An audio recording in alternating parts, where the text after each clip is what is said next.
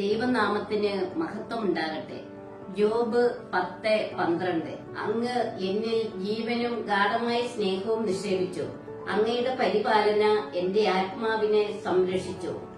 അവിടുന്ന് മനുഷ്യനോട് പറഞ്ഞു, ജ്ഞാനം കർത്താവിനോടുള്ള ഭക്തിയാണ്, തിന്മയിൽ നിന്ന് അകലുന്നതാണ് വിവേകം. ജോബ് ദൈവം തന്നെ പരിപാലിച്ചിരുന്ന പഴയ കാലങ്ങളെപ്പറ്റി ഓർക്കുന്നു.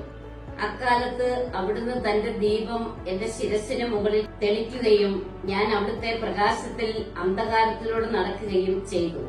ഞാൻ എന്റെ ശരത്കാല ദിനങ്ങളിലെ പോലെ ആയിരുന്നെങ്കിൽ അന്ന് ദൈവത്തിന്റെ സൗഹൃദം എന്റെ കൂടാരത്തിന്മേൽ ഉണ്ടായിരുന്നു. സർവശക്തൻ എന്നോട് കൂടെ ഉണ്ടായിരുന്നു. എന്റെ സന്താനങ്ങൾ എനിക്ക് ചുറ്റും ഉണ്ടായിരുന്നു.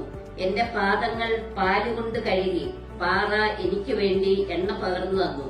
ഞാൻ നഗര കവാടത്തിന് പുറത്തു വന്നു. പൊതുസ്ഥലത്ത് ഞാൻ എന്റെ ഇരിപ്പിടമൊരുക്കി. യുവാക്കൾ എന്നെ കണ്ട് പിൻവാങ്ങി, വൃദ്ധർ എഴുന്നേറ്റ് നിന്നു, പ്രഭുക്കൾ വായ കുത്തി മൗനം പതിച്ചു. ശ്രേഷ്ഠർ ശബ്ദമടക്കുകയും അവരുടെ നാവ് അണ്ണാക്കിനോട് ഒട്ടിച്ചേരുകയും ചെയ്തു.